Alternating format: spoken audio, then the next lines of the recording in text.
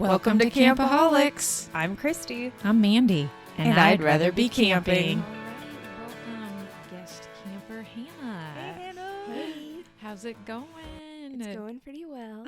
Yeah, so we've got Campaholic Hannah with us in the Hannah with us in the studio. My one and only daughter. So we're super happy. Side note, I need you to grab one of these cards. Oh. This will come into play later. Okay. Yeah, don't be shy. Is this one of those card tricks where you know which one I'm going to pull? No, it's not. We're not that cool yet. Yeah, you can show it to me. Okay. Okay, cool. So number 7, awesome, good card. Oh, you just told everyone. Yeah, what it that's was. fine. That's fine. But they don't know Yeah. what 7 means. Yes. So welcome to your first Campaholic official meeting. Oh, thank you. How long have you been a Campaholic? Well, due to my mom, I've been a campaholic ever since I was born. So I'm going on 21 years strong at this That's point. amazing. It's pretty strong. I can confirm that. When she was a wee little tyke, yeah, we definitely had her camping at a young age. Like before she was walking, I'm sure. Yeah. I don't know Yes. if I'm ever going to get out of this addiction. And I don't know if I ever want to at this point. Yeah, I think so. this is one addiction we want to Continue to encourage. Yeah. It's in your blood. Mhm. So sorry, not sorry. That's awesome. So when's your next camping trip? That's gonna be for Thanksgiving, with you guys, my parents. And sadly, because of work, it's only gonna be one night. But you know what? It's gonna give me a little taste, for Yeah. Christmas, hopefully. Yeah, hold Yeah. you over for the next one. Yeah. Well, one night's better than no night. That's so, true. Yeah. That's true. And then it's kind of easy because you don't really have to bring much. Some Mhm. clothes. Yeah. Everyone else will get you covered. Yeah. Lucky you. Yep. You're like, sorry, I can't help. Bye, I'm working. Yeah. I have to work, and then also get like a coffee on the way back and on the way up, of course. Make sure you bring us one on the way up. Oh yeah, we'll send you our orders. That's awesome. So when I started camping with you guys, that's when I really realized there's a funner way to camp. You guys play a lot of games. Oh yeah. What's your favorite camp activity or game that you guys play? Or was there anything you invented? I don't think I invented anything. Not yet. That you know but of. I don't know. I kind of go back and forth because I'm just going to preface this. I hated Frisbee golf when I was younger because we would play in, I'm the not trees. listening. And I'm not listening. we would play in the trees and make our own course, and it was fun for everyone else. But I routinely got a score of like 40 or 50. Right. And if you know anything about Frisbee golf, you know it should be half that. And so I hated that for a really long time. And then somehow magically I started to get better. And so, of course, I liked it more when I was better at it, because who doesn't like things when you're winning? You know, everyone loves to win. And who doesn't like throwing yeah. stuff through the forest? Yeah. And then card games, Liverpool Rummy, except when I was younger, it was just Rummy. And I wasn't allowed to play Liverpool with the adults. Whoa, off limits. But we taught you at a very young age. Yeah, so. and then I was taught Liverpool, and that was fun, but I still get tired of it sometimes just because it's like a 3-hour game. It can be long. It can. Yeah. Some even times I'm like, you guys. It's Yeah. not for the faint at heart. I'll just tell you that. Especially when you're sitting behind your mom and she's buying everything on the table. I know you got to be careful where you sit when you're playing with Mandy. Yeah. But I would say the one game that I've never lost love for is Super Big Boggle. Oh, yeah. Hannah definitely brings it with the super big boggle. Yeah, That's it's amazing. just like it's a word dice game where you try to come up with as many words as you can. And I've been practicing. I'm practicing. Yeah. Because I realized I know way less words than I thought. So you're gonna be ready. You'll be ready for. I don't know that I'll be like Hannah ready, but I'm getting there. Hannah's really good at Super Big Boggle because she reads a lot. Like ever since the kids were little, it was like we're going to the library twice a week, and she'd have all these books. Like she'd max the checkout limit, and she'd have to check out books on my card because she already had her 13 or whatever. That's amazing. But yeah, she reads these like 4-inch, wide novels. And then I have to debate my mom with whether a word is actually a word. And I was like, Mom, I've read it before, but I'm like, that's not a word. So I'm bringing my dictionary next time. You might need to. Yeah. Yeah, that's awesome. Yeah, so we did a little update on some of our gear. One thing we wanted to get from you that we were telling our listeners, just wait till we have Hannah on. We had talked about the life straw, and we were like, for us, that hadn't really been in a situation where we needed to use it. We're like, we have one, but does it really work? Is this really going to save my life? Yeah. And then when you told me this story about when you were in Montana hiking, I was like, mind blown. Like, this thing saved my daughter's life. So we definitely need to air this story. Yeah. I can personally testify. I probably would have been severely dehydrated and had to be airlifted off a mountain without it. Do tell. Yeah, so it was one Thursday, and I had Thursday and Friday off throughout the summer with only a few other coworkers. And so we were finally like, okay, we're going to go on a backpacking trip. It was my first backpacking trip. In Montana? Well, ever. I've never backpacked anywhere before, but yes, I was in Montana. I didn't have a backpacking backpack, so I just used like the biggest backpack I had, which hurt my shoulders and back so much. And yeah, so packed up all my gear, super heavy. And then right before we ended up going, we were just driving around, like getting snacks from random places. And somebody was like, oh, I want to get a water filter. And so we were all like, okay, like we'll all go and get a water filter. And I was just like, sure, why not? It's good. I had my Camelback with me and another water bottle, which I thought would be enough for one night. I was like, whatever, it shouldn't be too bad. Well, I gravely underestimated the situation because we were climbing up an entire mountain. And so we all have our water filters and stuff, and we're starting to go up this mountain, and it's just me and two other guys I work with, and of course, like, they're in just amazing shape. And so one of them is like practically running up the trail, which is like switchbacks, and he's also carrying a ton of gear because he has all of his stuff and plus the tent.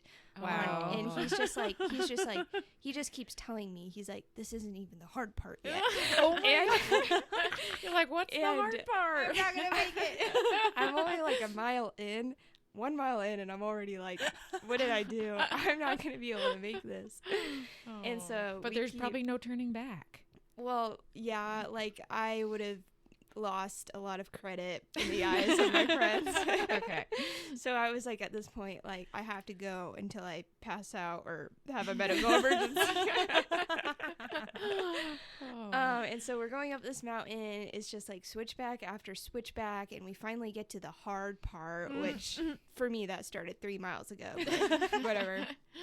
At this point, I'm like almost completely out of water, and my legs are cramping, and so I have to stop like every 5 minutes because I like literally cannot walk. I'm trying not to bend my legs at all, so I'm walking kind of like a penguin, like from side to side, because if I bend my legs, my knees like immediately start seizing, and I'm like, oh my God. So this must have been like a steep climb that you were. So steep. I'm pretty sure we climbed over 1,000 feet of elevation. Whoa. And it was only a few miles. The trail was only like 4 or 5 miles, so you can imagine it's just like insane switchbacks. Like I felt like I was on the Alps or something. Like, oh my God. Like I'm in a different world right now. That's crazy. And so I didn't even make it all the way up to the camping spot, and before I drank all of my water that I packed. And so I used my life straw because the trail followed a little creek, and so I started using it, and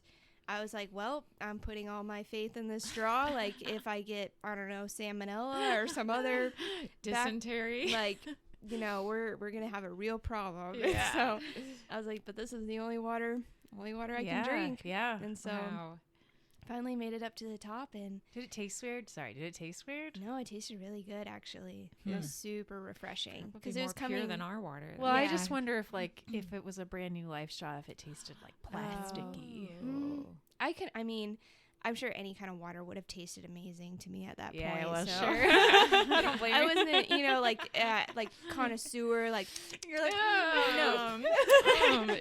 that's a little dry. I asked for sparkling. That's not bubbly enough. I don't like the Life Straw. Like, I'll just throw it away.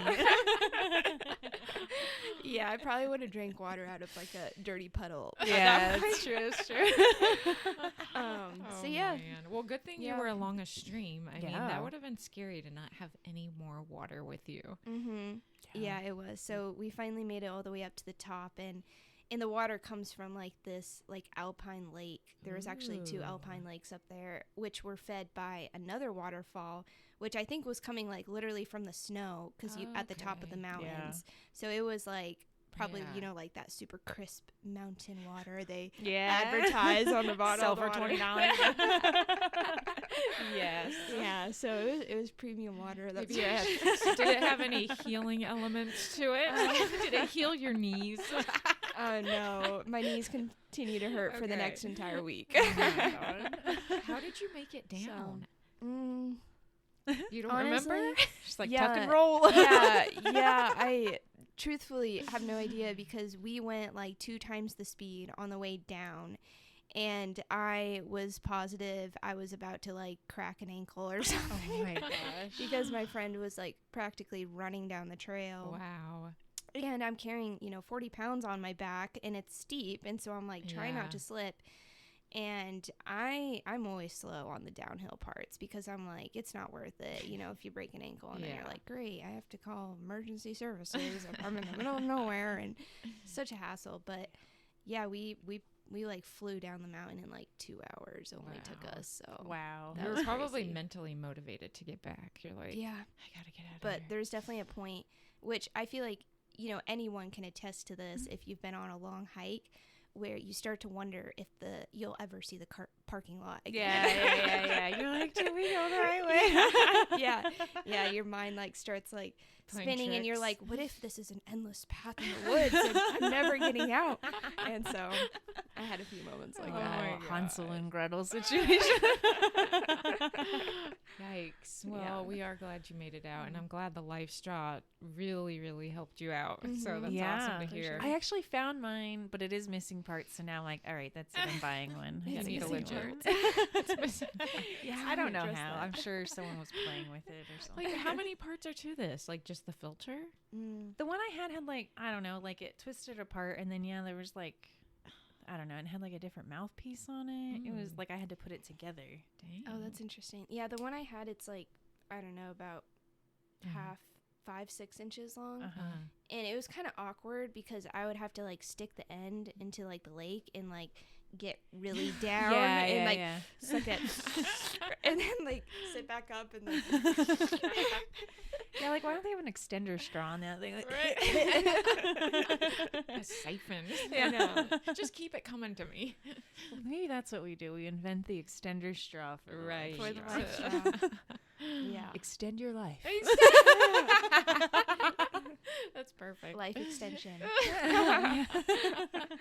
Oh man, that's awesome. Well, I know since you've been working, you worked this last summer in Montana at a ranch. You've gotten some cool outdoor experiences. Is there anything else you wanted to share? I know there was like some rafting and other camp trips that were involved. Anything super fun or that come to mind? Yeah. All of it was so amazing. Like every day I was like, wow, I can't believe I get to work here.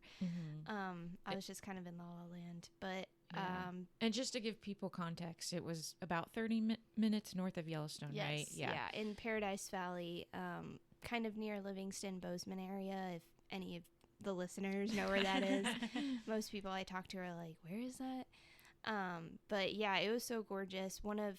Another trip that we did, we camped by the Yellowstone River at night.